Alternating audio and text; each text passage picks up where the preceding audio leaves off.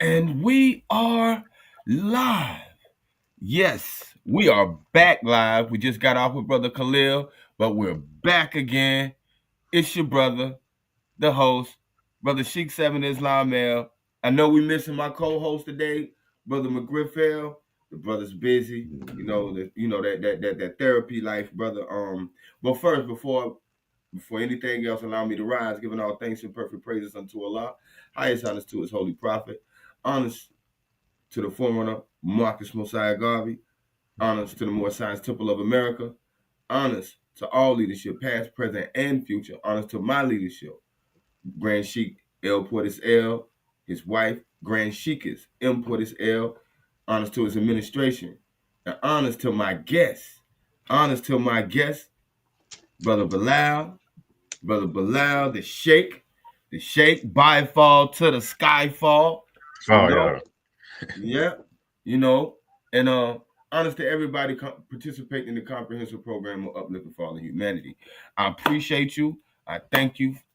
Thank you for the listening audience. I thank you all. Um, and don't forget the intro though. The intro though. Don't forget to support the by fall. Don't forget to support our brother Fez Dilla. Get your urban Islamic experience. The brothers of Hey man, the brother's creative touch, man. The hands that the Almighty has blessed that brother with, man. Go check him out. Just search Fez Dilla. Fez Dilla on Instagram. You'll find the Fez Dilla. Don't forget that. Shop Fez Mhm. Dilla. And you see, me and the brother, we got the Jolly Bond Bar Fall beads, Zikr beads. And if Yeah. you're interested, I have these for purchase. If you're interested, only thing you have to do, contact me, Sheikh7 Islam L in the inbox on Facebook, or you can get me at Sheikh7 on Instagram. That's IG, that's Sheikh7, Facebook, Sheikh7 Islam L. I'm also an author. I'm not promoting my book. I haven't been promoting my book the way I should on here, but I'm gonna start talking about it, and I'm gonna Mhm. start posting a link in the chat. My book is called Nationality: A Moorish American Perspective. Honest to everybody who contributed to that book, that body of work. Honest and gratitude, and I'll put it in the chat before the night's out. Um, and we most definitely got the Sheikh in the building. You know what I'm saying? He's been in the building a few times on Let's Think podcast, and without doubt, we got people who truly enjoy your demonstrations. I enjoy your demonstrations, and without further ado, we're gonna talk about what you came to talk about, beloved. What we come to Mm-mm. talk about today, brother? Mr. Challenge the standard narrative. Well, I get the slides and stuff pulled up. Mecca or Macoraba, just to make the title make sense to people. There was there was a time I went to the masjid, right? The imam gets to telling us about how ancient this city is, painting the narrative for the story and the orthodoxy about how this city named Macoraba shows up on the second century map. Second century, so it predates the time frame of the Prophet Muhammad to kind of add on to the ancient claims of that story. But for a person in the Orthodoxy, you don't know no better. Like for real, like it was okay, okay. This is the real thing, and won't have one original thought anywhere further past that. However, uh, if we would do things like some simple geographical coordinates, looking at the maps of the time frame and looking at where that place called Macoraba is on the maps, and just looking at where Mecca is on the map today, we'll realize like, wait a minute, bro, something ain't right. Something ain't right.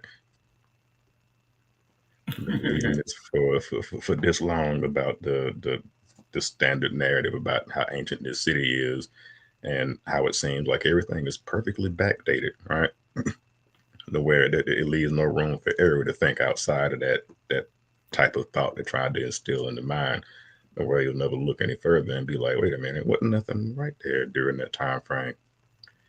But Got a couple of authors and researchers. One is a good favorite of mine that I've been following for a while, Dan Gibson, and another scholar from the University of Amsterdam, and a few references that kind of camelback off of that same thing: historical references, geographical, and some coordinates with some maps also. So we'll be able to see, along with what they said, how they proved that was Macoraba in the ancient time frame really Mecca, or was it not? Yeah. Yeah.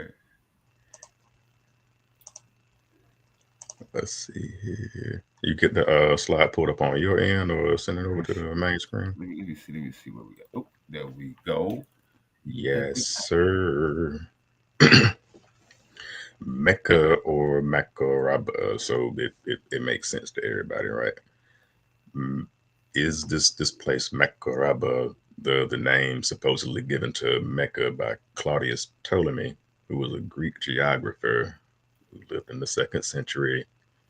Was that city Macoraba that he placed on this map, or a couple of maps?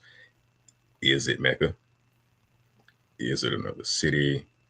Or is it not what the standard narrative says it is altogether? Uh, and don't worry about not being able to see it as clearly right now as a couple of more maps we'll pull up that'll pinpoint some geographical core. Let's just go ahead and get on in it then.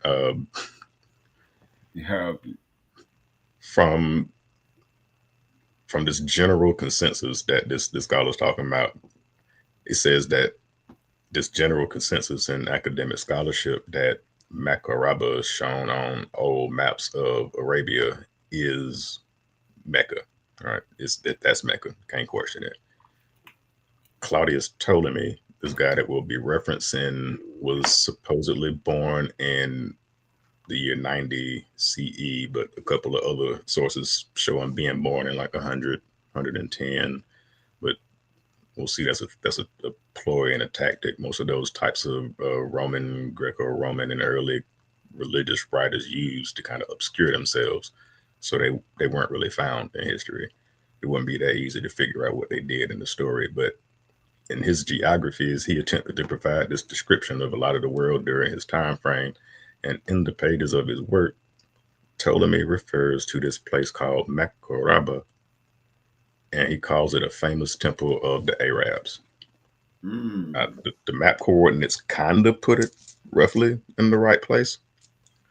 The name looks about half right, even though it has a suffix on it, Mecca Oraba, but that's not on the end of Mecca today. So mm, several etymologies have been proposed, but the preferred solution today is that it comes from an ancient South Arabian word, MKRB. But if we would try to mm, pronounce that, that's Mekorab. So that's where he gets the name Mekoraba from this South Arabian word meaning temple. mm. But there's absolutely no mention of Mecca in any of the writings of any other classical writer or geographer before the 6th century, with the earliest mention of it being in this Byzantine Arab chronicle, pictured over to the right, that showed up in 741 CE. And it kind of stands out as being like a early Latin language text that shows the rise of early Islam and some of the places that the Muslims of that time frame went to, talked about, inhabited, and whatnot. Mm. But what he's saying, this fact is an important argument against Islam's claim that Mecca has existed since Abraham, because we have complete records of Greek and Roman writers as well as geographers who visited Arabia from the 4th century BCE Yes, through sir. the 3rd century CE. And some of them people drew maps. Some of them people plotted geographical coordinates of Arabia, telling us about every city, village, tribe, temple existing there that they found or heard about or saw on another geographical coordinates or a map or globe. Yeah. But none of them mentioned Mecca, Sheikh. None of them. Wow. Between the 4th century BCE, back when it was supposed to had already had been there, all the way up until about the third century, where the story is already kind of picking up steam based on its standard narrative. So if it did exist at that time, any of those geographical writers surely would have told us something about that city, right? But Yeah. we don't have anything except if we look forward in the standard narrative. And that book that's referenced over there to the right, the Corpus Scriptorum Mozarabicorum, is a corpus of Mozarabic writings. And I had to reference this first one only because of this time frame, right? The term Mozarab or Mozarabic, I hadn't heard that until a couple of months ago doing the knowledge to this, but it's referred to Iberian and Spanish Christians who lived up under Muslim rule in Spain, who honestly preferred the Muslim rule over the Arian Visigothic rule in Spain. So when we beat the Arian and Visigoths and pushed them out and established censorship and rule over Spain, the rest of the Aryan Christians that were there, based off of how Islam has its ethics and its morals and its systems, those people enjoyed being subjugated or ruled or controlled by Muslims more than they did the Aryan Christians at that time. So that Wow. term, most Arab, it ain't even really describing an Arab.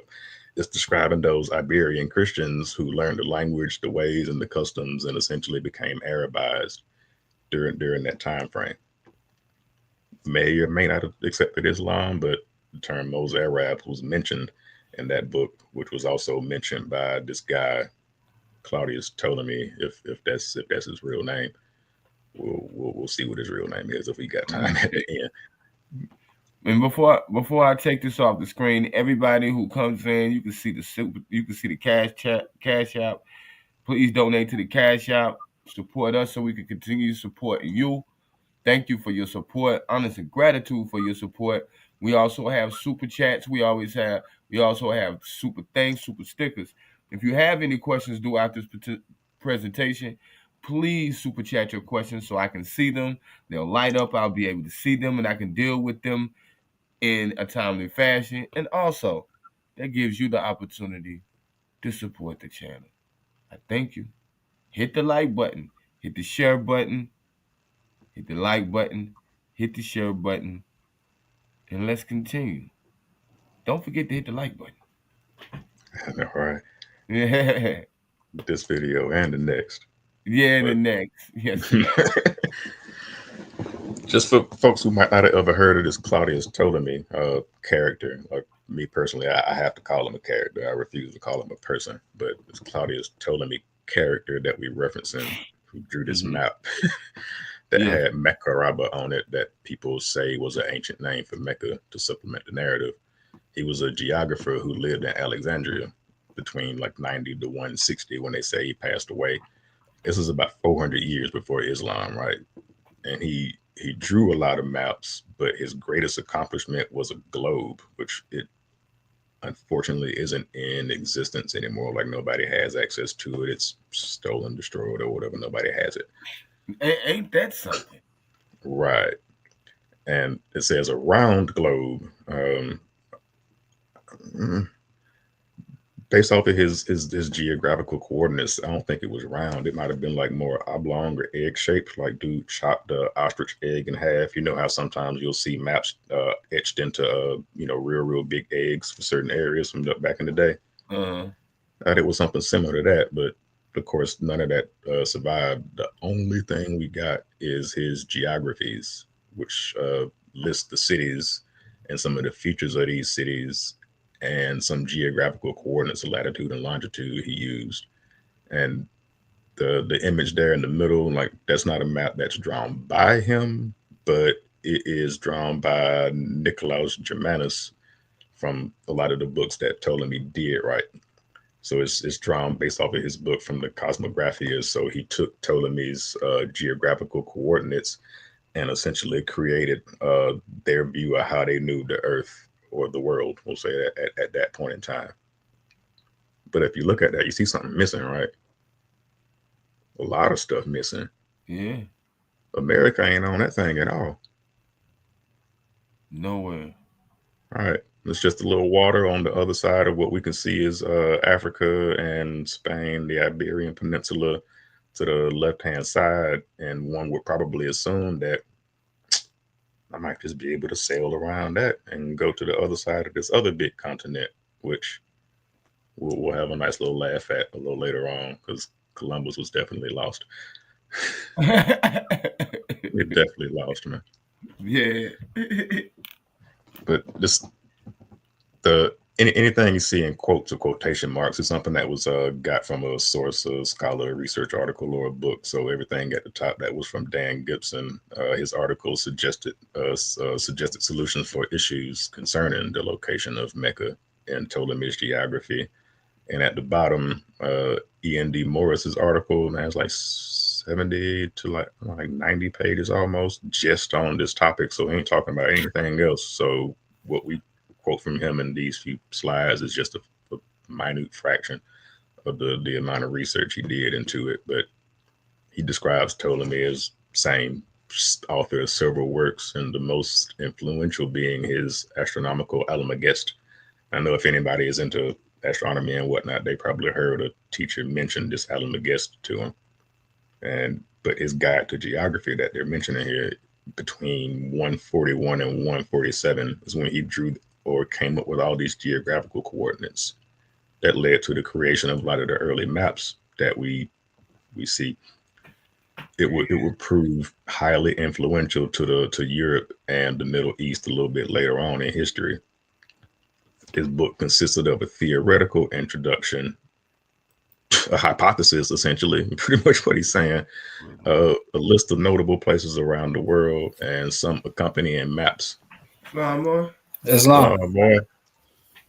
Welcome in. Islam. Islam.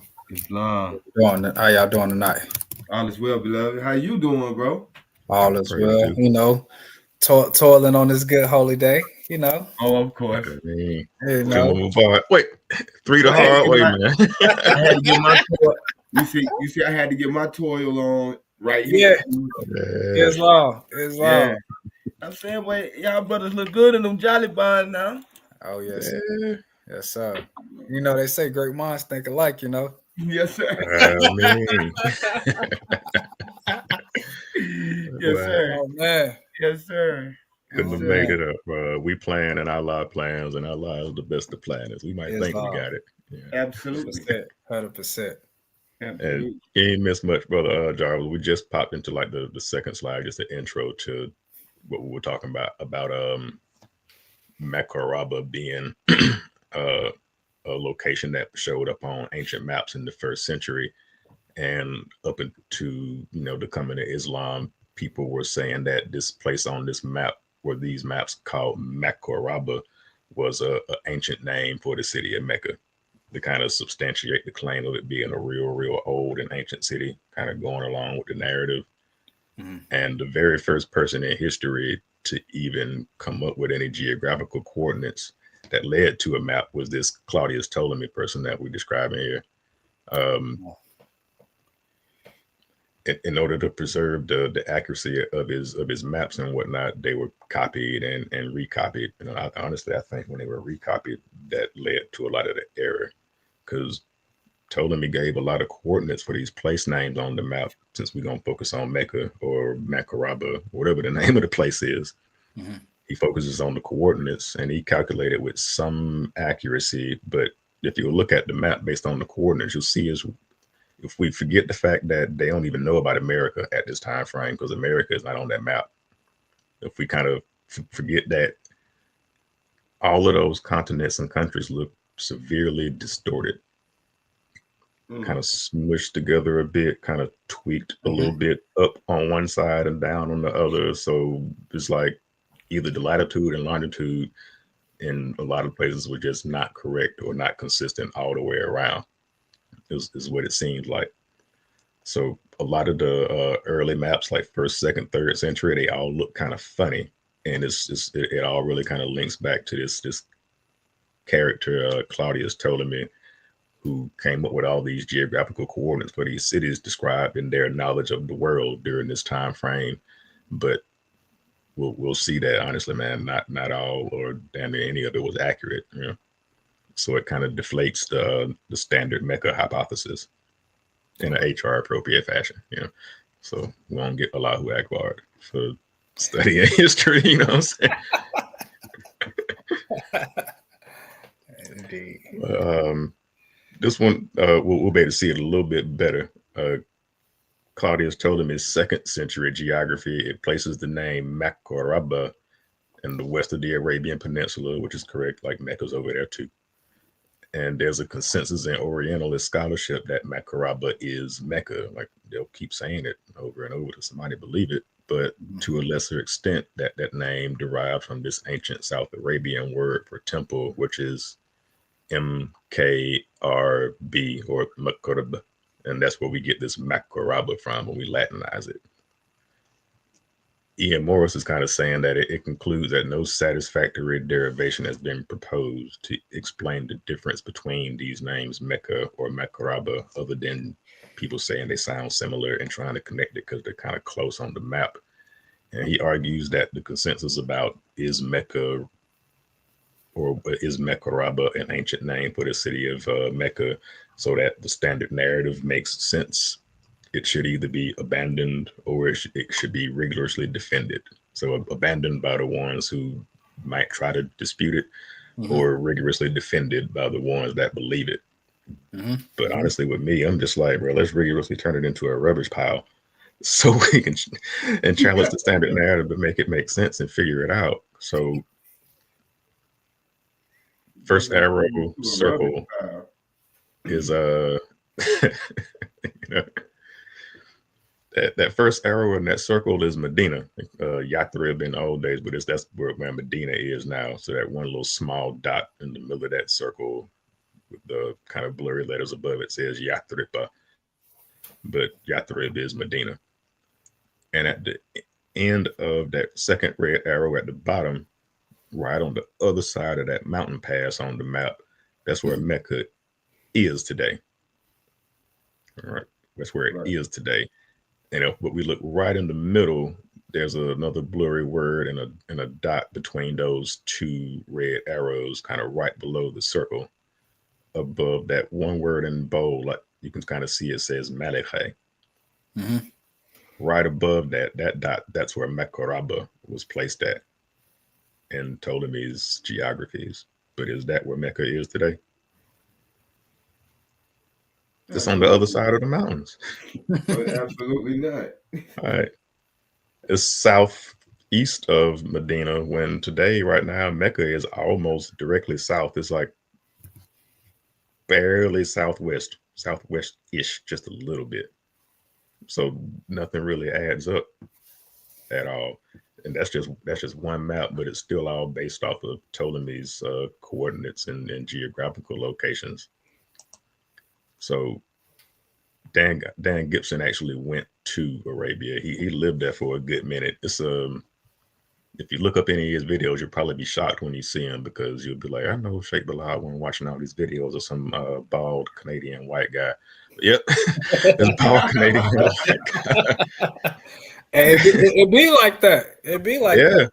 I mean, but if you're a true researcher and you're a true seeker of truth, you know what I'm saying? You're not looking at the container in which is manifesting the information. Nice. You just get you're there to get the truth, man. You ain't entertained by people. You're entertained by the information. That part, because it's just Allah over there in that vessel to a lesser or higher degree, probably less. Well, we ain't gonna go there. But what he lived in Arabia for so long, to where he can speak Arabic, not as good as a native speaker, but he can read it, translate it, got all the hadith volumes behind him, so he can quote this stuff just like the best of the Muslims can.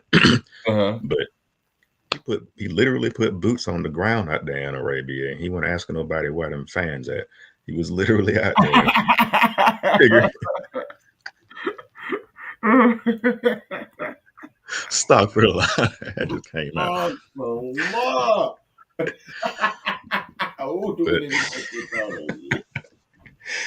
He was literally there though, so a lot of these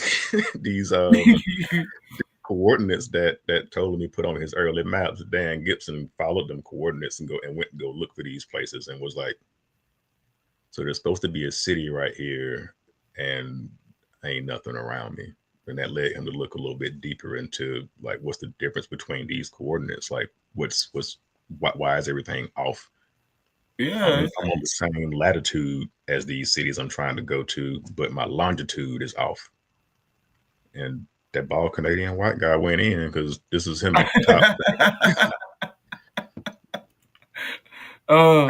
I gotta give it to him. I can't take it away, but the circle chart on the side will kind of make it make sense. You can kind of see a visual representation. But he said we got Ptolemy's maps that are based off of 81 degrees north and south, 360 degrees east and west, and he drew a map of only 180 degrees. Now I got to pause. Islam is mathematics, and mathematics is Islam. Now tell me, does that math add up? No. To wound up with a perfectly round circle, No. 81 degrees north and south. How do you get a perfectly round circle out of 180 degrees? How? The sad thing is, though, Cheikh, is that a lot of people, so-called geographers and cartographers, after this time frame, use some of Ptolemy's coordinates until they did the same thing, trying to go to these locations and realize, oh, wait a minute, it's off a little bit. And you see the maps slowly start to shift to where nowadays everything lines up. But if we was alive back then, 1,400 years ago, trying to go to Mecca, even though they say he was supposed to be there then. You ain't make it. There. Huh. You ain't gonna make it. Negative. You ain't gonna making it. Hey, no, you're not. No. No, you're not. Is that what we can't picture of? I'm gonna start for the lie. Like, don't allow who act by me. But the Arabs map was a little bit better than Ptolemy's with that second dot. The Arabs maps were based off of 240 degrees around the world. So they at least did have a solid number around the globe. So they were able to break it up into sections, but it's 240 degrees. And a completely different system to break it up than it would be with what we understand today. To them, I think it's a cool word. I had to slide it in there. Isba is a degree in Arabic. Isba means a degree in Arabic. So 224 Isba is 224 or 240 degrees around the world. Sorry, a typographical error there. And in our system, 360, right? That's why the fairs got the thing on the top that go all the way around. No matter which way my head tilts, this thing here will just keep on going around 360. Because that's what the Earth is based off of. That's the supreme measurement of it. So Dan's saying, as you can see, it won't be that easy to move data back and forth between the systems because Ptolemy's math was way off. The Arab's map was a little bit closer, but based off of the divisions from 240 degrees compared to 360, will still be off a little bit to the left and the right. And right there in the middle of all of those circles, the smallest circle would be what the size of Ptolemy's Earth would look like. Oh yeah, he way off. Way off. Right? If you try to follow his map, man, and then try to go to a city on the coast, you'll wind up a couple 100 miles in the ocean in some cases. Right. Somebody gotta get out the ship. Somebody gotta get out the ship. Yeah. I think it's nice that at least the Arabs were a little bit closer. Dan Gibson, ironically enough, didn't mention the Greeks and Romans in this particular comparison, but a couple of them are listed in the chart, like Archimedes, Erastusene, them Greek names. But all of them were also off, and they were bigger than the true circumference of the Earth, off by just as much, if not more, than what Ptolemy was by being smaller. So their math was off. They should have left the math alone when they took everything from Kemet and didn't try to make it fit whatever system they had. Otherwise, we wouldn't have needed to change the calendars and all of that, right? But Ian Morris, I like to flip between these two because Dan uses the degrees and the geographical coordinates, but Ian does a lot of historical research with scholars, hadith, and geographers and things that they wrote about, not necessarily the maps. But he's saying that we should look at early Muslim literature, since a lot of those medieval scholars made reference to this same Ptolemy character. And they took a lot of interest in the history of Arabia because apparently there had to have been something there. So Mm-hmm. people kept putting this city MECCA on maps, and nobody found it because they were always in the wrong spot. Wrong spot. Right. So if a lot of folks wrote about it, we would expect them to have them like at least comment on it, what exactly was there. And if they would have done that, then the coordinates should have been right. But the EN says that's not the case. And this is spot on because I looked up this Arabic guy, Yaqut al-Hamawi. Mm-hmm. He does quote it. I had to copy and paste all the Arabic from that section and put it in doggone translate to make it all make sense. And he does quote Ptolemy by name, but he quotes him by name on the location of Mecca. He don't quote him by name on the location of this place called Macoraba. Now this guy with his Arab name in 626 is quoting Ptolemy, but now he's saying this is the location of Mecca. And from then on out, we'll see everybody else is kind of like, yeah, We on to it as well. we on to it as well. But remember, like Ptolemy's calculations on the true size of the Earth were off. It's way smaller Mm-hmm. and it's skewed. So his degrees don't line up, is what he winds up saying, that the coordinates attributed to Ptolemy is 78 degrees latitude, 23 degrees longitude, don't line up with where Macoraba would have been at if it would have been a real place, like 73 degrees latitude, not 78. So way off, even though that's just 5 degrees, but we're talking about the Earth. So that's a Mhm. lot of That's a lot of space space. between. They wound up putting it even further east, which is why it shows up on some of them early maps on the other side of the mountain pass. So don't mention it as much anymore, because if anybody looks at that and they see, wait a minute, when I went to Mecca on the last Hajj, we didn't have to go over no mountains to get there. Mm. So what's this place? Yeah. Mm-hmm.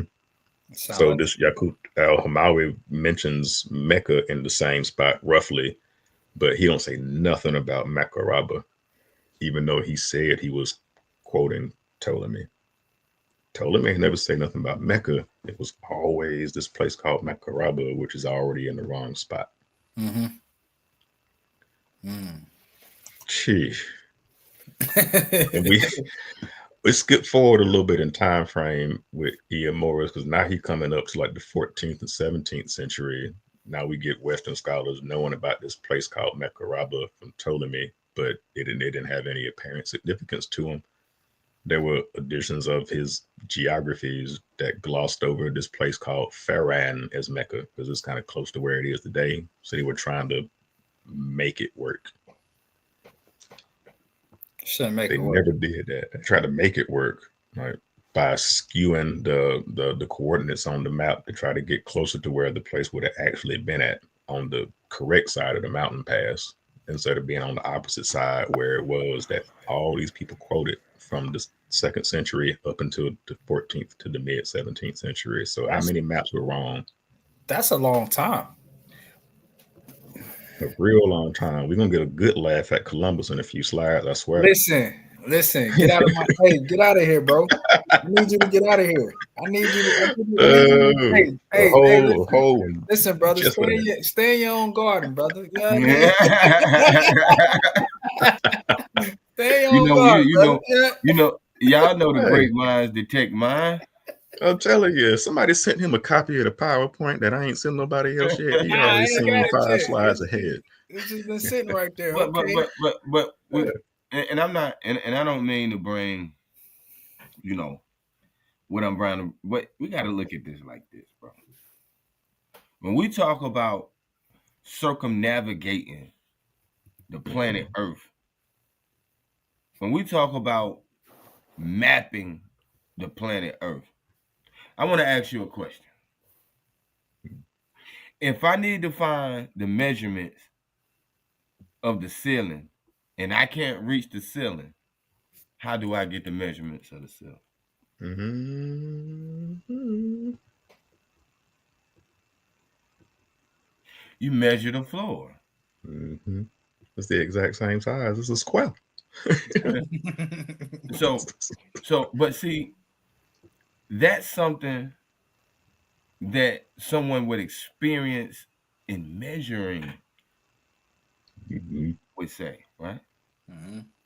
That's not just something someone would just say, just, oh, oh.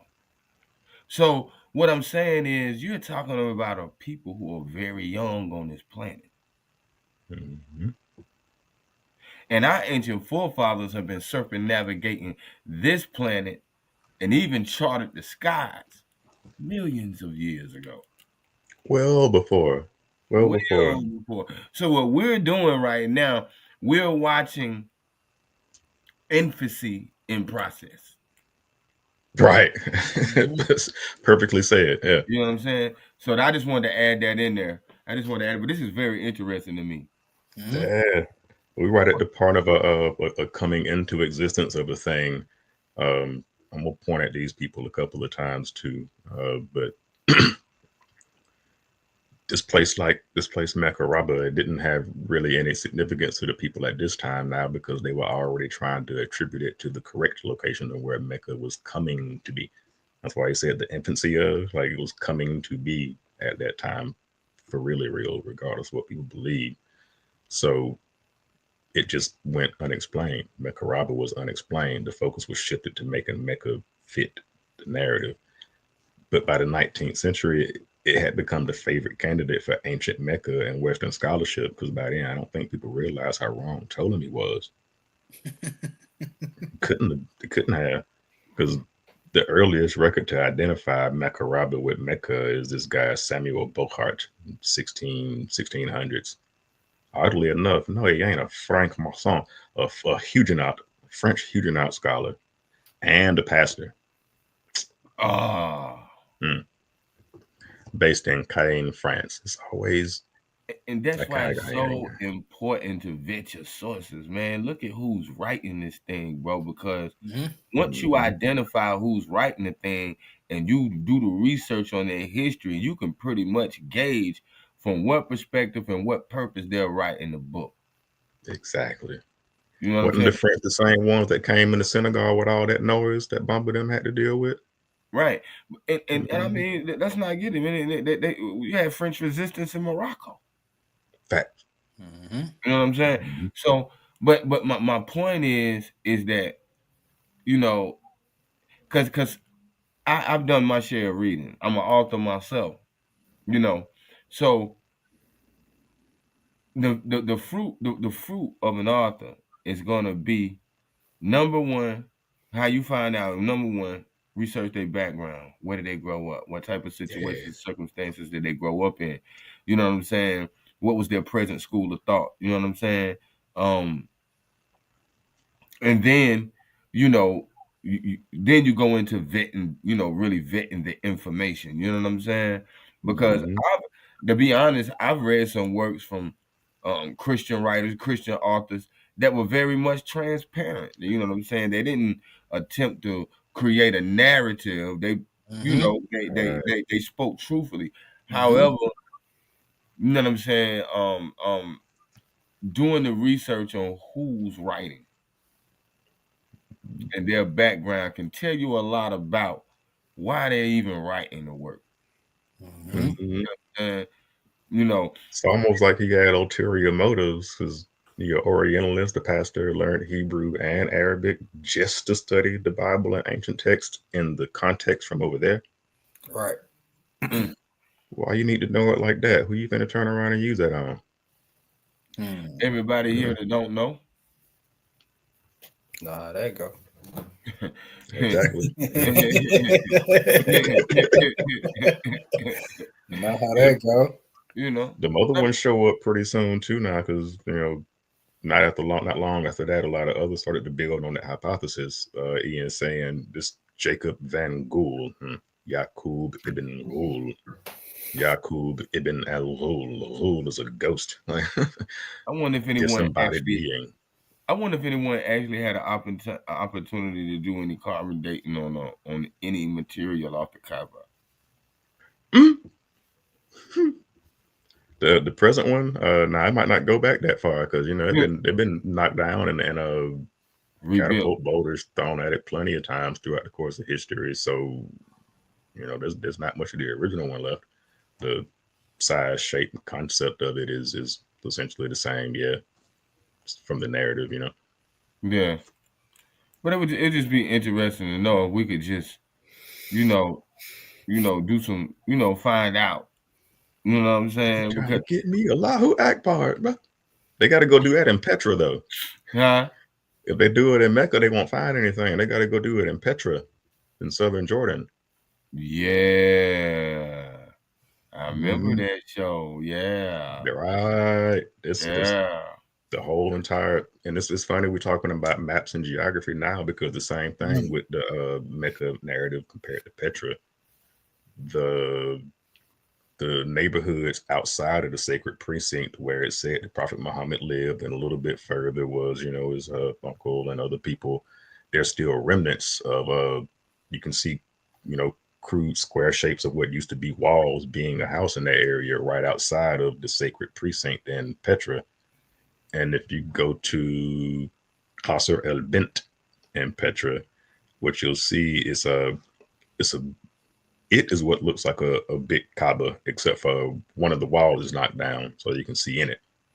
But it itself isn't the Kaaba. It was a shrine that housed all the deities at that time. In front of Qasr el-Bint in Petra is what used to be a Kaaba, and almost the exact same dimensions, or what's left of it, as the one right there at the bottom of the screen over there. And them people. Okay, bro. You're going too far. You're going too far. It's only because of the connection of Astaghfirullah with the next reference, because you're going too far. You don't want to talk about the solids, man. I ain't trying to get into all of that. You're going too far. I'm gonna leave them solids alone, man. We'll just call it Arabia from here on out. I'm good. That's how my boy Baba Shram, my brother Baba Shram did. He said, "Hey, bro." But now they mentioned another Arab name, but then they mentioned in a dynasty, this Al-Farghani guy halfway down is an Abbasid astronomer. That's what we need to look at. Abbasid astronomer. He's an Abbasid astronomer. He wrote this compendium of astronomy and made us. He tried, because he described this place, Mecca, a town built in a valley, because that's kind of what it is now. 21 degrees latitude, 41 minutes, where Ptolemy locates Macoraba. But remember, a couple of slides ago, Ptolemy had Macoraba at like 28 degrees. So even further off. Still off. Way off. But he at least is still trying to describe it in something that leads into the narrative during this embassy stage. But he should have known that there's 21 degrees, 40 minutes. It does appear for the coordinates of Mecca in early works, but Ptolemy's 22 degrees doesn't, because this is shown for Macoraba. So what he did was he conflated Mecca and Macoraba and got those degrees as close together as they could and placed their location right in the middle of the two. That's why it's now like 21 degrees and 40 minutes, not 22 and et cetera, et cetera. So Mecca is on the same latitude as Macoraba, circulated over the following century, which is still wrong, but a few of his works follow his lead by merely implying the relationship between the two names. And when people caught the relationship because they sound similar, Astaghfirullah son ran with that. Of course. By taking the previous geographical coordinates and then some of the previous maps that were made with those coordinates and saying, yep, there it is right there. Instead of doing the math themselves. Hustling. And figuring out, like, wait a minute, no. Hustling. Here. Straight hustling. We're going to take out of Mecca. Don't worry about it. No, man. Because I try not to be mad about it, but to have been, real deep in the Orthodoxy this time, like 9-10 years ago, and have that thought in my mind, like I gotta save up and I'm gonna do what I gotta do, work, and then try to get some money and get this ticket and go to Mecca because I gotta do it before I leave here, and find out how much it costs to do it, they ought to be ashamed of themselves. There's elders that believe that they really have to do this before they leave here, and they know they ain't got much time left, and they are saving everything and even selling stuff and getting rid of stuff just to go over there to do that. But if we just think, right, this is the old so-called image of Mecca, or a depiction of it, but today it looks a whole lot more advanced than that. A lot more buildings, skyscrapers, and hotels and whatnot. But what's one thing you never hear them say that they discovered over there? Anything archaeological. If they did, why would they have built a 25-story hotel on top of it if it was there? If the neighborhood of the Prophet Muhammad, peace be upon him, was somewhere outside of this sacred precinct in the narrative, why in the world is there a skyscraper with a helipad on top of it in that area? Right. That it cost me $2,000 to $3,000 to go to for the couple of days it takes to go perform the ritual, not even including the fact that some of the steps of the ritual cost money to do. That's crazy. That's why I'm thankful that Cheikh Modibbo said in one of his writings that Allah spoke to him and told him that the angels and Angel Jibril came down, they went to Mecca, they picked up the spiritual Kaaba, and they took it to Tuba, Senegal. And they placed it down where the great mosque of Tuba is, right now in Senegal, so that if anybody would get to that point where they think they have to go to Mecca, nah, it don't even cost nowhere near that much to go to Tuba. And it don't cost to do any of that stuff. You can go pray at the Great Mosque 5 times a day for free, but you got to pay to get into there. And I got to pay to go pray? Hustling. Almost just as bad as paying the priest and then confessing to the same God as paid for him to tell me something I could have read from the book myself. Or told God myself. Right. Hello, God, it's me. You. I'm sorry, I messed up again. Right. I'm gonna try my best not to anymore. I gotta wake up better tomorrow than I was today. And if I messed up today, I can't tomorrow, or at least I gotta try. Yes, sir. Man, these guys crazy. Man, let me get on my soapbox, man. Now we get to see, like, it's a little bit closer. See how far away Ptolemy's MECCA is on this snippet of the zoomed in portion of where Mecca is on the map. Way, way, way away. It's he's way off. East, way off. So southeast instead of being slightly south, with a little lazy lift. Right. So today, very few scholars accept Ptolemy's coordinates as accurate, but a lot of believers still accept them as accurate because they don't look into latitude and longitude and coordinates and comparing maps and dried riverbeds and old trade roads to see where all these things line up. So the value of his coordinates has now been contested by many scholars, but not too many believers. And there's a lot of arguing that has taken place because of it over the years. Because when you believe a thing, man, I was almost lost in the orthodoxy before bumping into Sufism, and then seeing a black man teach Sufism. That helped me not to get stuck in the orthodoxy. But it's a lot of reasons for all of this arguing being off, because Ptolemy calculated the circumference of the Earth at 28,985 kilometers. Way off, right? Wow. Measured around the equator is 40,075.17 kilometers, or 24,901, give or take about. Yeah. So he really up. 28 to 30% wrong almost. Yeah. In latitude and longitude, in varying degrees of being incorrect between latitude and longitude.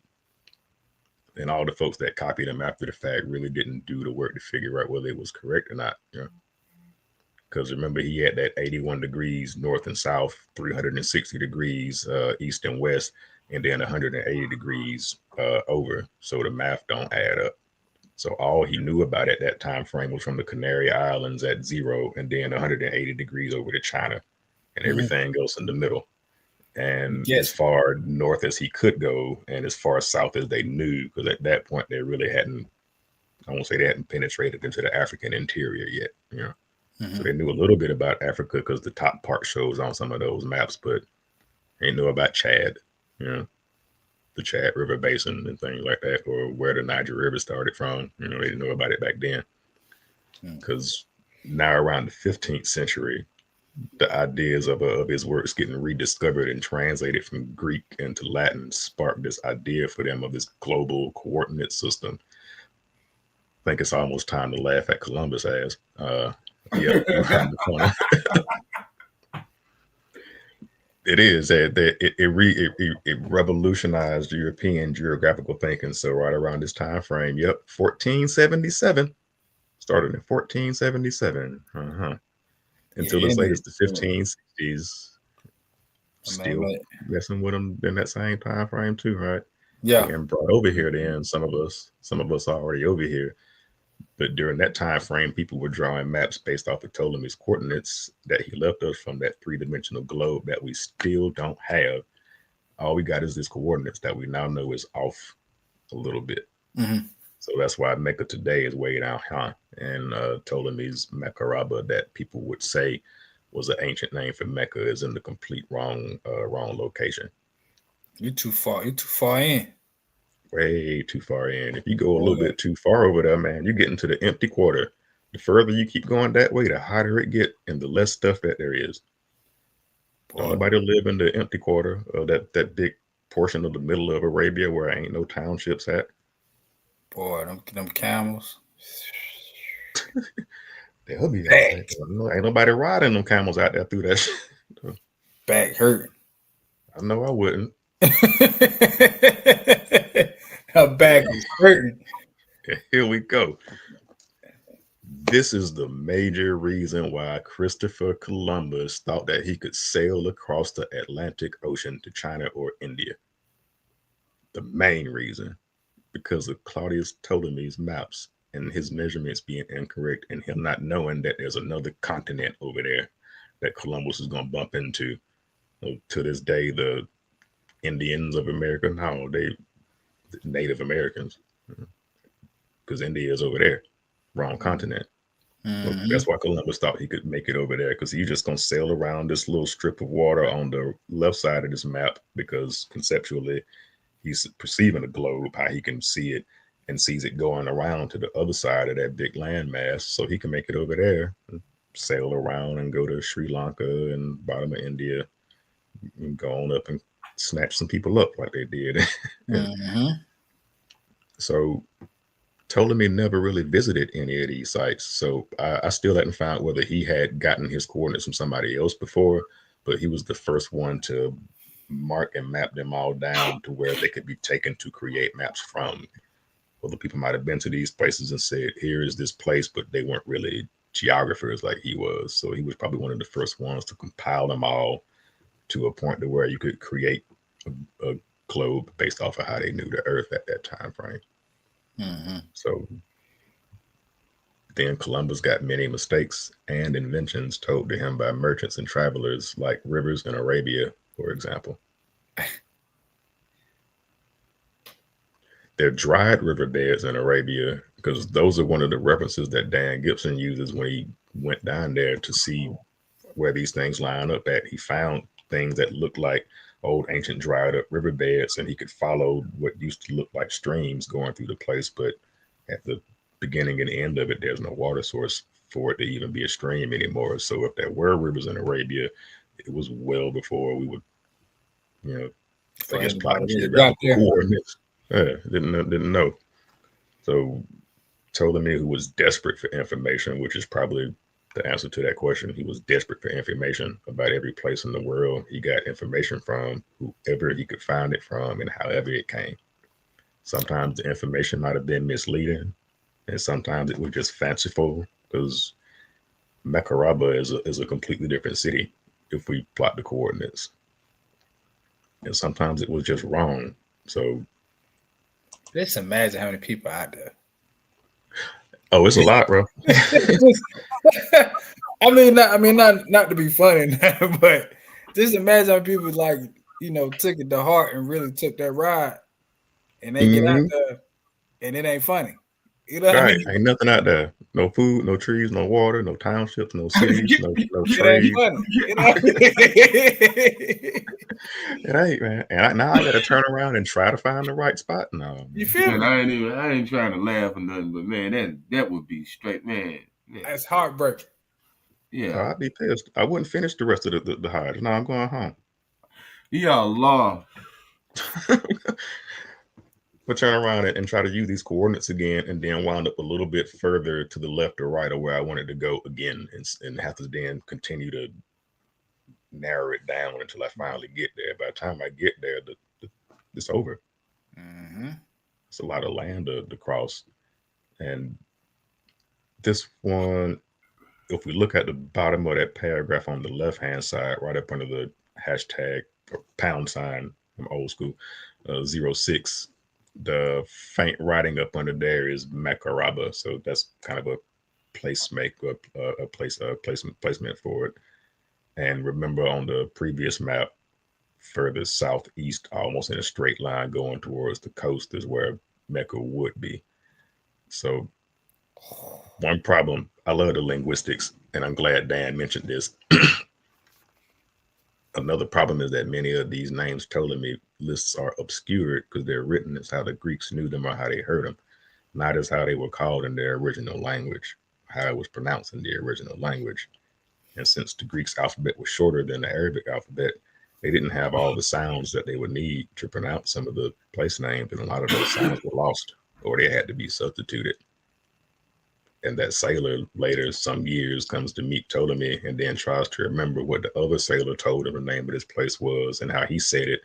But he has a letter in his language that I can't say in my language. So now I got to try to say it in his language because I got to tell him what he said. You know, and it just gets mixed up. The chances of getting it right are slim.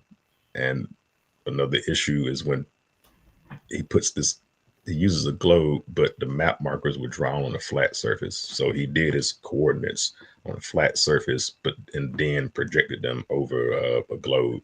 They still say globe or round globe, but I don't think it was round at all. It had to have been slightly off, or his coordinates were just that bad. And probably just the coordinates were just that bad. I was about to say the same thing. Hey, brother, stay in your garden, brother. That's all I'm saying. Yeah. Stay in your garden.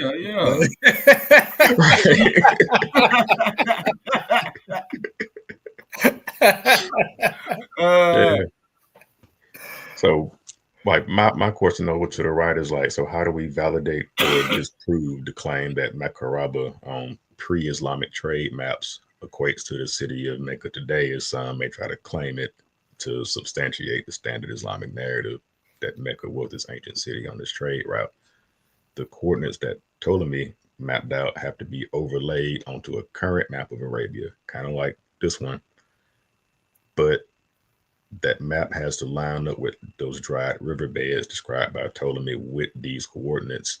And then we would still have to slightly manipulate the map to make it adhere to the proper shape to fit these coordinates. So we can at least see if it was like this, is everything in the right spot. Now we have a solid to compare to then go to the place and see how far off everything is. Goodness gracious. Boy, it ain't funny. No, it ain't funny. It is not. It ain't Because funny. now Mecaraba's in a completely different spot. Now it's a little bit further south. It's the black dot right up under the arrow. If we try our best to adjust the map to make the coordinates fit, to at least have a base to then compare to how the map actually is, to see the degree of error. But when you force it to fit, Dan went to these places, and Centros Village, which is the black dot down and to the left a little bit, right beside that blue dot off the coast, Centros Village, that's actually where Jazan is in Arabia today. That's not Centros Village. Centros Village is in a completely different location. Thebe Town, the black dot below that, that's kind of touching the light blue dot. that becomes Al-Luhayya, because that's where Al-Luhayya is today. Kind of, that's where Macoraba or Mecca was supposed to be.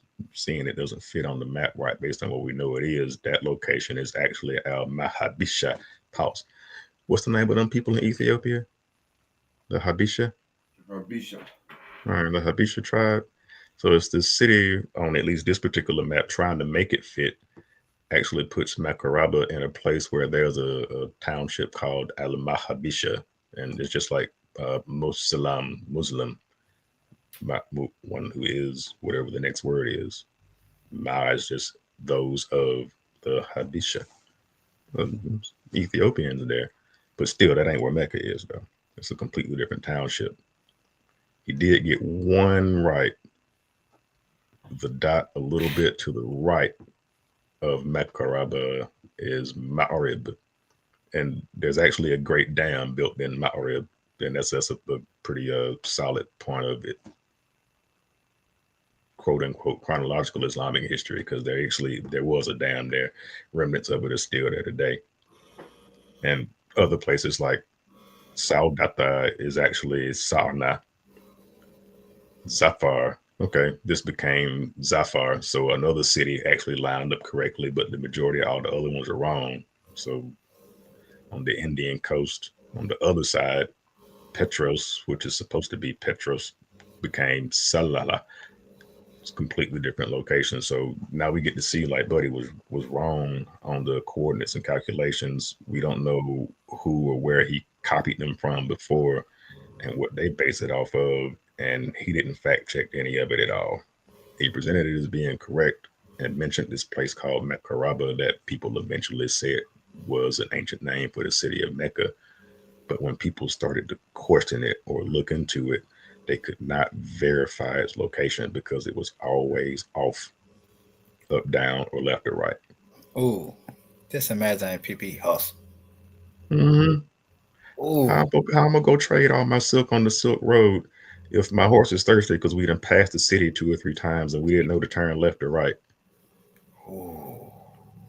He already knew. You ain't coming back, gang. No. It's over, gang. Done with. It's a grave with a horse and a dude in it right there in the desert. That's him. Here lies Buddy. Didn't get to sell this silk today. Hurt. Really. But just rationally and logically speaking, if it's the center of the trade route, why is it on the opposite side of a mountain pass? Not the center of anything.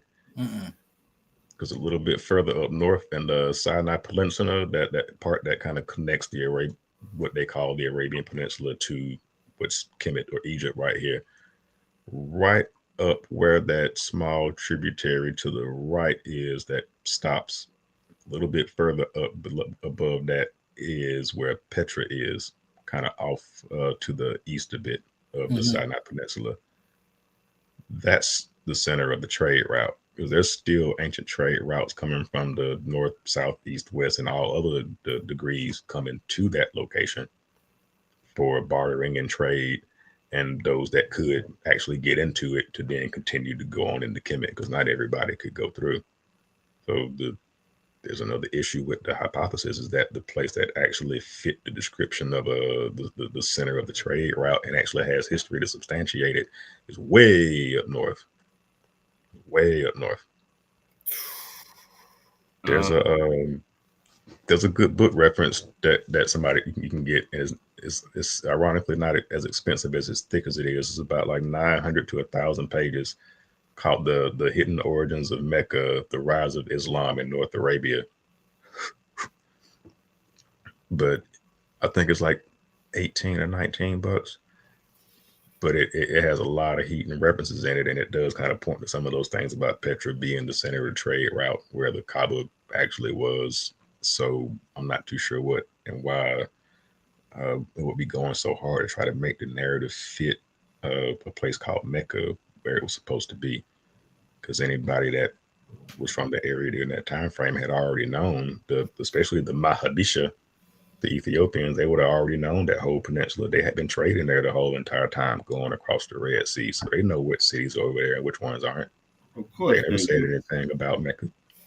They holding out. They holding out.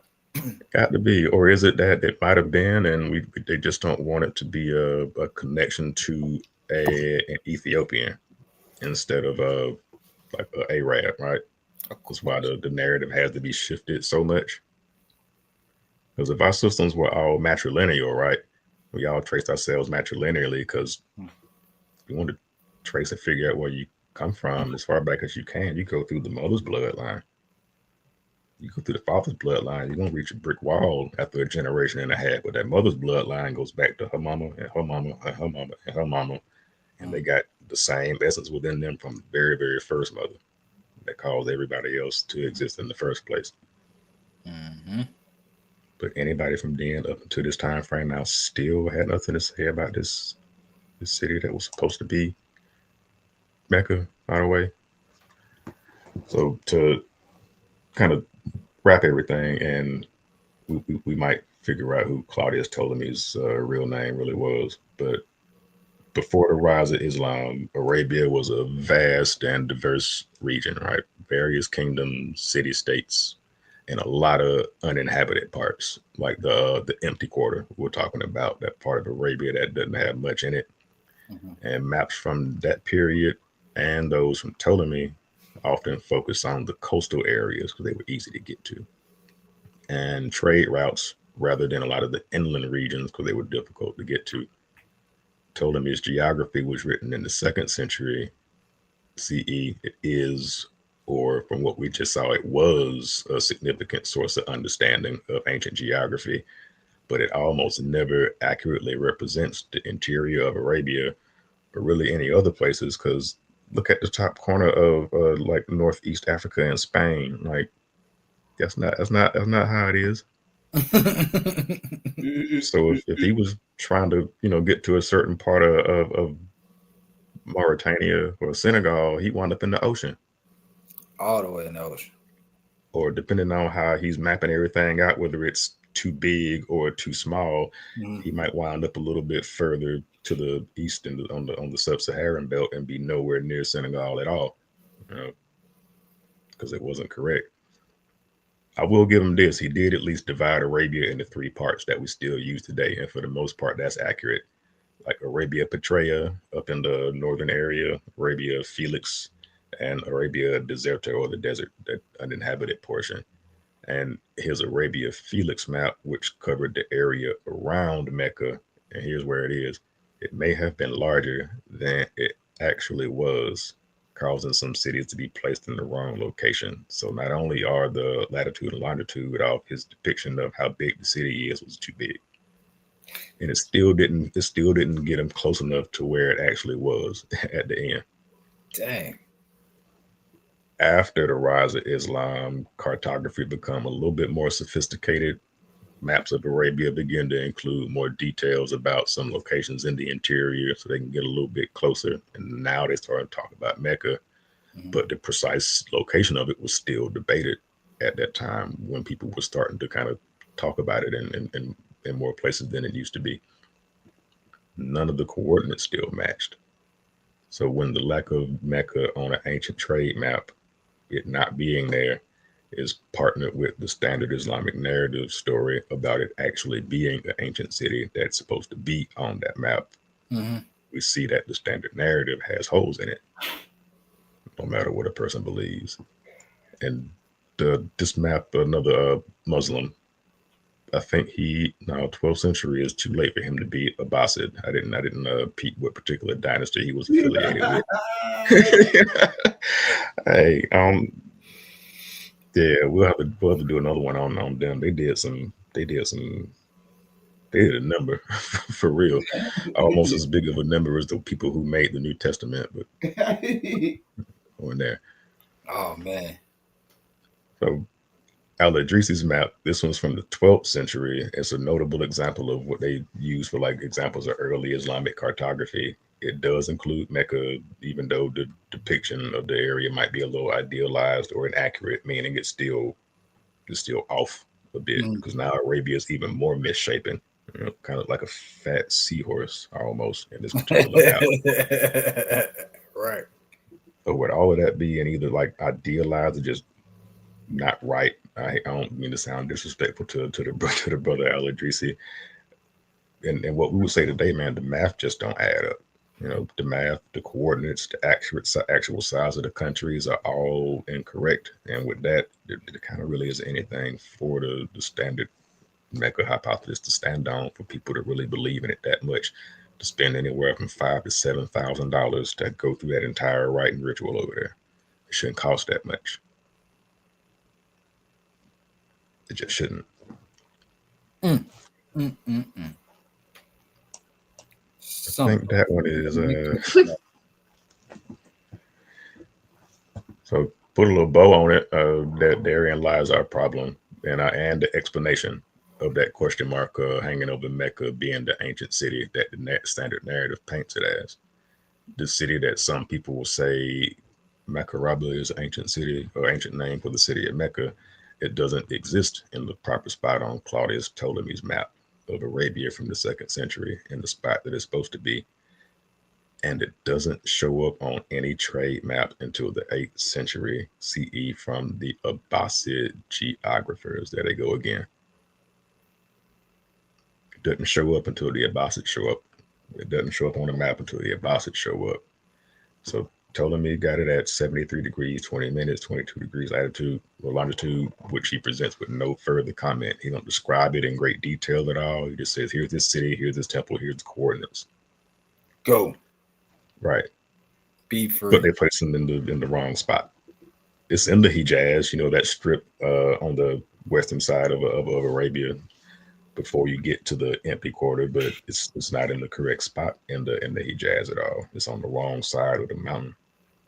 So to the best of my knowledge, and I done tried to figure it out, and to a certain degree, like Cheikh was saying earlier, you got to vet all the information. I tried to disprove it. Just to see, tried to disprove it. The name Macoraba cannot be identified in any epigraphical text. No other ancient source records the name Macoraba other than geographers who copied Claudius Ptolemy, but they didn't double check his work or do the work themselves to verify the correct locations during that time frame that the narrative says it was there as an already established city on the trade route, but it's oddly invisible on all the maps during that time frame it's supposed to have been there. Claudius Ptolemy really wasn't his real name, yo. It really wasn't his real name. Uh-oh. I feel like you got something forced. Claudius Ptolemy's real name, or a name, title, or pseudonym, like a dynastic name you can find him under, is Flavius Arrianus. Not Flavius Josephus. You can find Claudius Ptolemy being connected to this historical character, not a character, this historical personage named Flavius Arrianus. So Claudius Ptolemy was a pen name for Flavius Arrianus, who never even went to Mecca. Never even went. He was a Roman plebeian from an aristocratic family that, as a matter of fact, Flavius Arrianus' his granddad was the conspirator against Nero. So the Piso conspiracy to get Emperor Nero killed so that Gnaeus Calpurnius Piso could then be the emperor and bishop of Rome, which actually failed because Nero found out about it and made this Gnaeus Calpurnius Piso commit suicide in front of him. Claudius Ptolemy, who is really Flavius Arrianus, is his grandson. But it been cutthroat from the bone. Sure enough, man, but his great grandson. His grandfather this might get me in trouble, bro. The main conspirator behind the creation of the New Testament.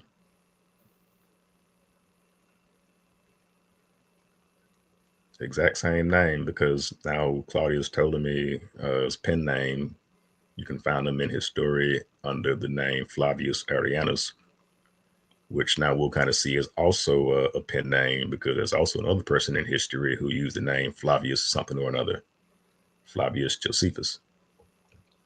So if you go to Bible Hub right now, I heard of that name. That's like what, like 6th century, 5th century? No. Oh no, first century. First century? Yeah, Josephus is Ptolemy's granddad. Okay. So we have his granddad being a part of what eventually led to being the New Testament, without getting too specific. And now the grandson is the first person in history that draws any geographical coordinates with this place called Macoraba that eventually kind of tried to shift and become Mecca, that has a similar narrative as the Christian religion that his granddad kind of helped push into existence to kind of strengthen the Roman Empire, except for these people were a little less Trinitarian than those other Christians. Like Islam is almost like a perfect blend of Arian Christianity and Nestorian Christianity, because the Arian denies any godship to the Jesus character, right? Prophet, messenger, special person relationship with God, but no adoptionism, like no sonship. We ain't no, how dare you say Allah has a son, like the Quran says. And Nestorians were also non-Trinitarian, but their belief about it was a little bit different. But the way that they understood their relationship with that figure is oddly similar to how our understanding of it is with Islam today. It's definitely non-Trinitarian, definitely, because Tawhid refutes that, and it's anti-adoptionism, meaning like God doesn't have a like literal SON son.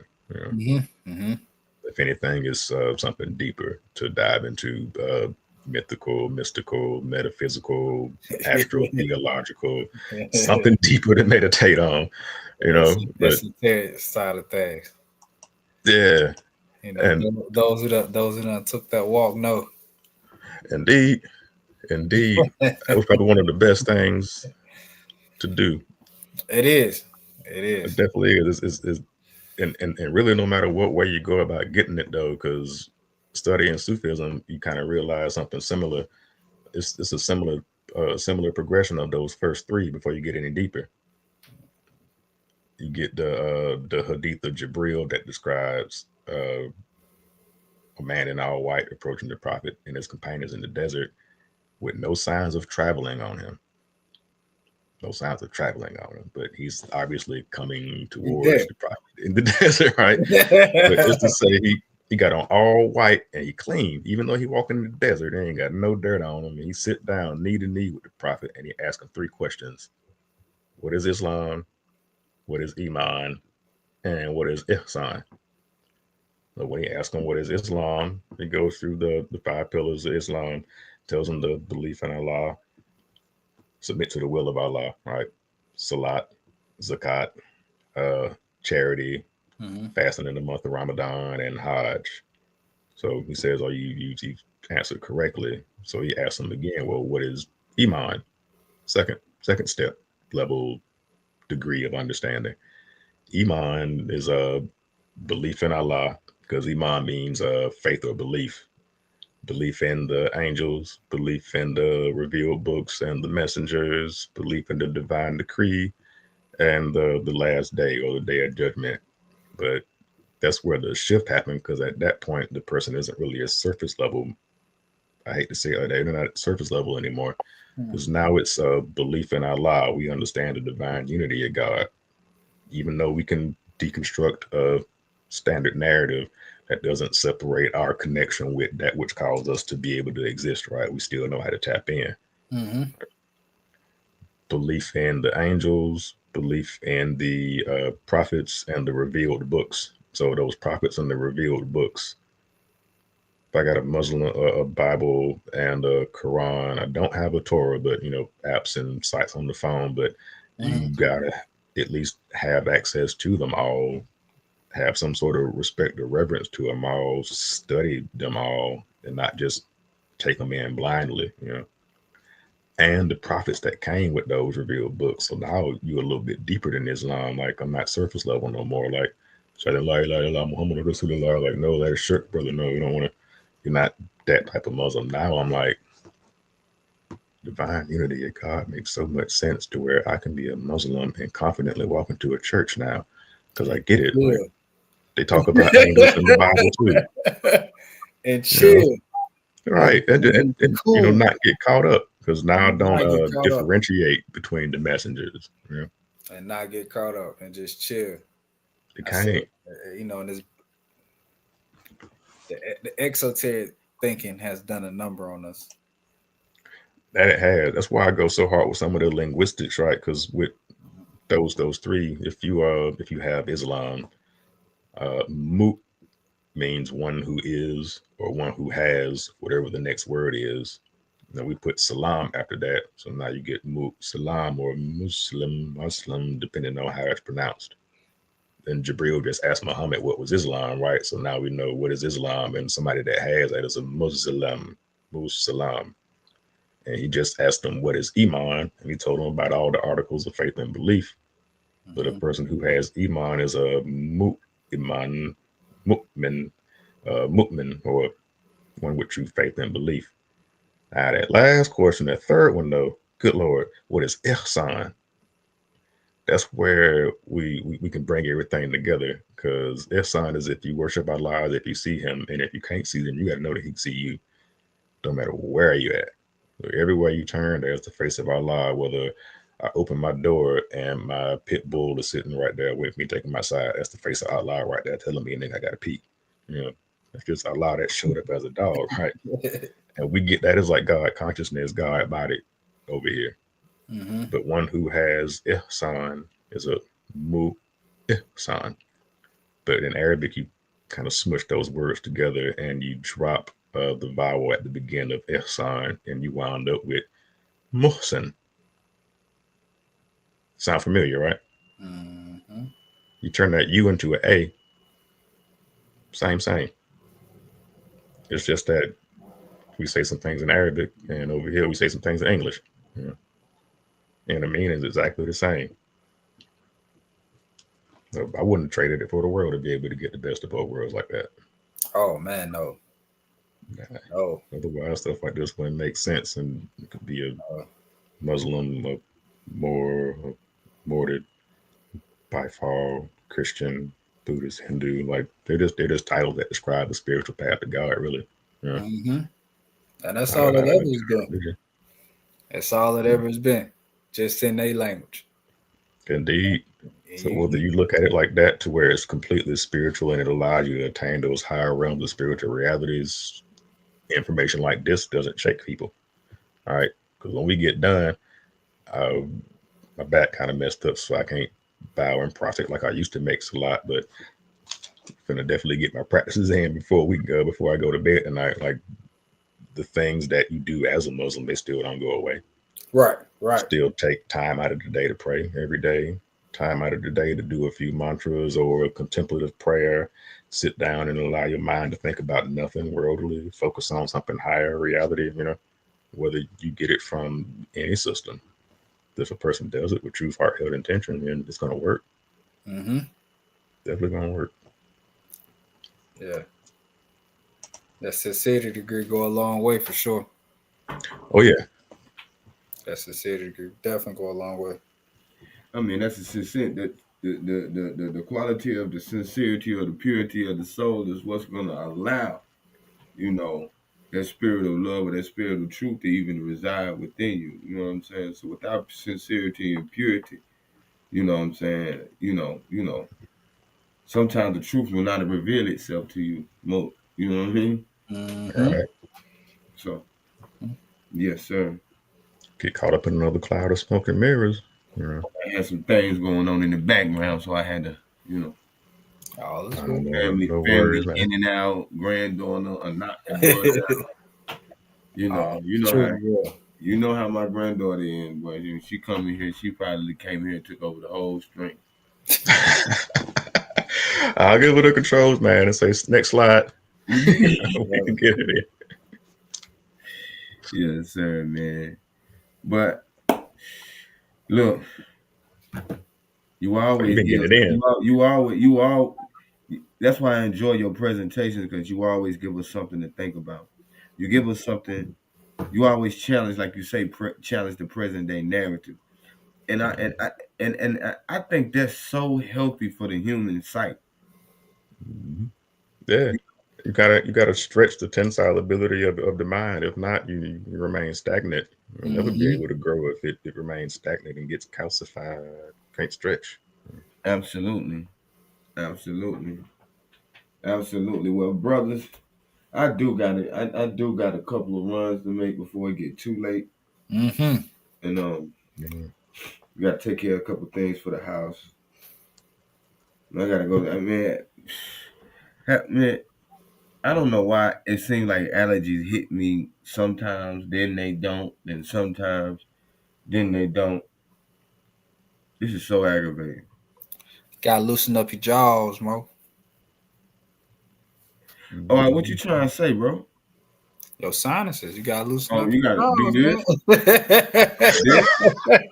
What you saying? Yeah, you gotta loosen up your jaws. What you trying to say, bro? I'm trying The to figure out. sinuses, I'm trying to scratch. sinuses, bro. You gotta loosen them up. Oh, I didn't know Yeah, what you you were gotta, you saying. gotta, Like, you bro, gotta open it up. yo, Mo, what is you? Like, I don't know. I don't know about them. Hey, man, Black seed oil or man. black seed. Yeah, man. Honey, Yeah, man. honey, open up. Just open up. Get you a cold pack. Flush out the nasal path. Yeah, that's what I'm gonna have to do. Yeah, definitely gonna have to do that. That'll definitely put you where you want to be, for sure. Yep. Trust me. Yep. Trust me, man. I'm a doctor. You know. Whoa! Don't say that. Yeah, I'm not gonna say it like that. Don't say that. Yeah, Yeah. I done done a little bit of, I done Oh, done a are little bit, you? Yeah. I done done a little bit of studying. Yeah. Hey, Yeah, Man. a little math for the health. Shifa, the name of Allah, is the intercessor or the intercessor that brings healing, right? Yeah, if we're gonna call on that name, the intercessor that brings healing, we'll say Yah Shifa, like Yah oh Shifa, the source of healing, or the intercessor that brings healing. And the alphanumeric value or the abjad for Shifa is 381. 381. So knowing how we got the beads with the dividers and whatnot, we'll be able to hit 381 exactly. If we know exactly where we get close to the 70 and 80 mark at, and just go one bead more, reciting Ya Shifa, Ya Shifa, Ya Shifa, calling on that particular aspect of Allah, that vibration, that name. Yeah. Or you can play Matlabo Shifa from Chèikh Modibbo, but that'll knock it all out. Yeah. Yeah. Yeah. Let me It's get on. always good catching back up with y'all brothers, man.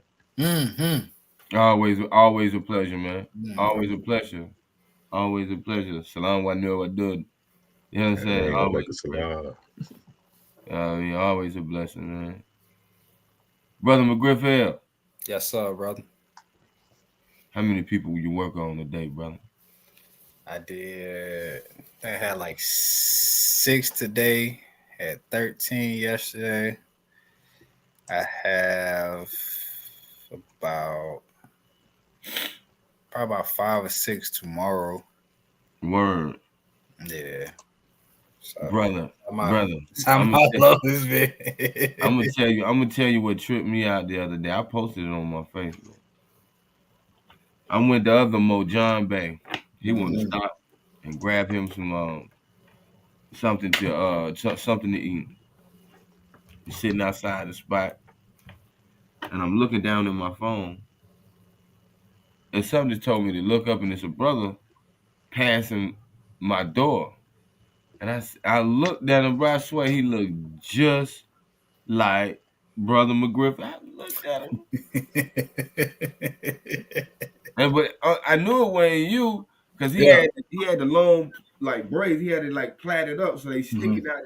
But he had the ball cap on, the glasses, the beard. I'm like, I was like, Mo? Buddy trying to be funny, ain't he? Oh man, trust me, Bro. hey. I was like, wow. I was like, wow. So that's what bro looked like if he had that hang time with the bald cap. Yeah, that's what he'll look like. Yeah, that thing blew me. I was like, bro, I'm talking about. And he came out laughing with the smile and everything. I was like, this ain't right. No, they say everybody got a twin somewhere, man. Yours just might be a little closer. Hey, that's what they say. I done heard that a lot. I ain't met mine yet, and he can stay where he at. I mean, the world ain't big enough for 2 sevens. Yeah, you can stay where he at, man. You know, I can't. I couldn't deal with that. Being in the same vicinity of a person that could be easily mistaken as me. Oh no, I'm cool. I'm good with that.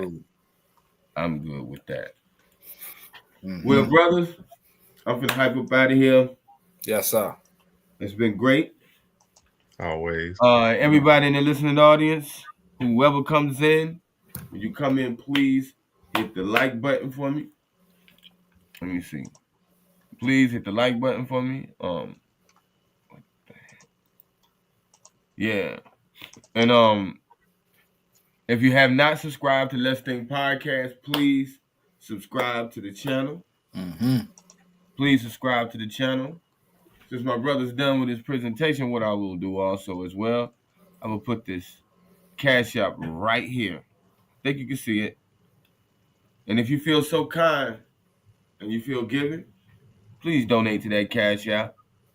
And while you're watching the video, just because it's not live, at the time that you may come through and watch the playback, guess what you can still do? You can still give super chats. You can still give super thanks. You can still give super stickers. You can still send Cash Apps. You can still support the channel. Help us, support us, so we can support you. And with that being said, I leave as I came. Islam. Islam. Peace.